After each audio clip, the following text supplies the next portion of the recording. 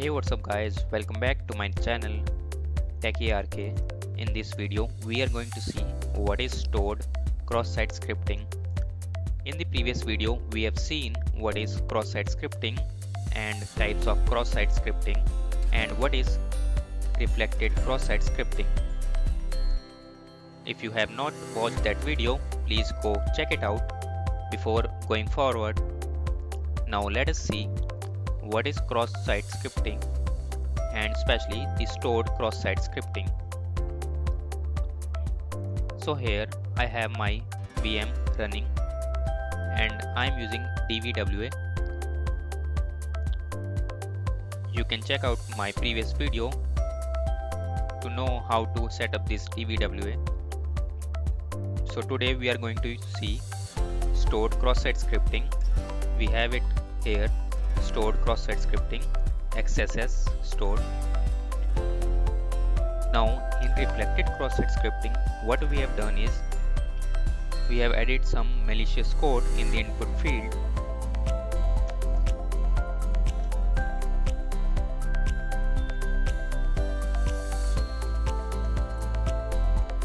And in this we are just giving alert.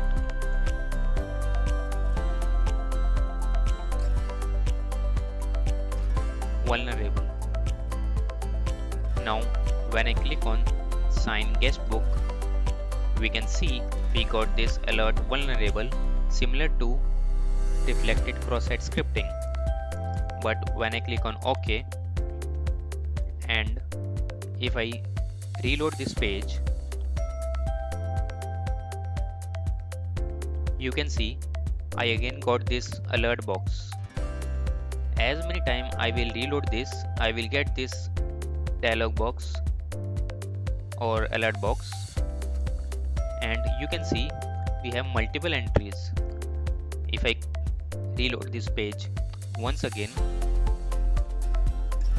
it again shows vulnerable alert box, and if I click on OK, we got one more entry below this. As you can see, we now have 3 entries below this. So how does that happen? So basically what happens is when we give our malicious code in this message, it stores it in the database. Let's check it out, the database. I have this MySQL database. Let's see what all databases we have. Okay, I'm going to use DVWA database.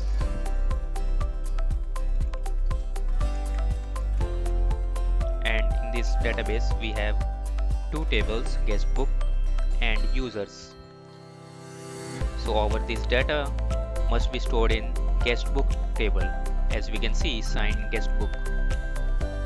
So let's check this out. Select star from guestbook. As you can see, here we have 3 entries with the script tags, but in the UI we cannot see that. Here we are just seeing hi message 3 times, but in the database it is stored like this, hi and then script. Inside the script, the vulnerable function.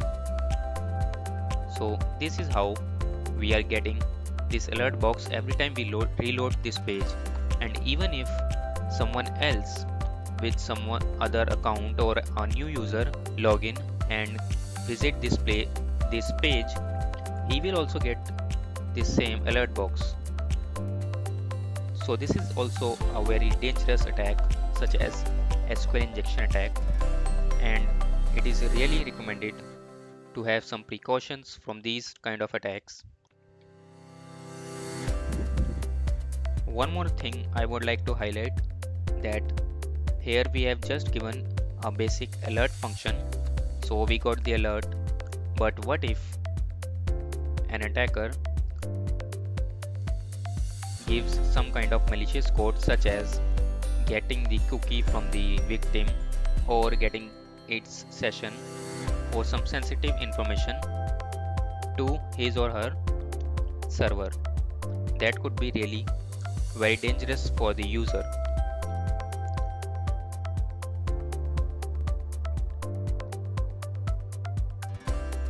Like as you can see, if I log out this web page and log in again,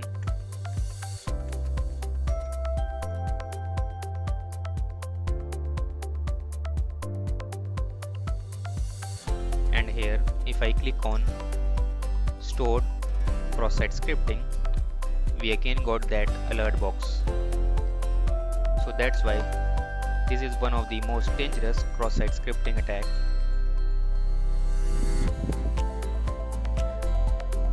The steps or measures we can take to prevent ourselves from such attacks is to filter out all the input field.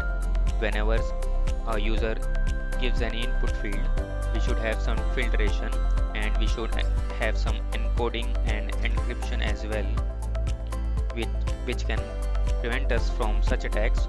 And also we should take care about the special symbols such as angle brackets and double quotes, hash, single quotes, semicolon. And if you want to see what is happening behind the scene, you can click on view source. Here you can see when we click on sign, this sign guest book, it got our data, name and our message, and that name and message is further pass it into these fields. And here the SQL query is given, insert into guest book.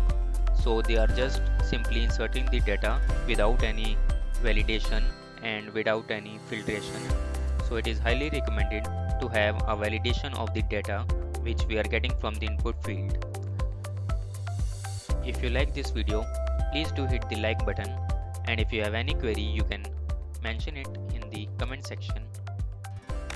And for more such videos, you can subscribe to our channel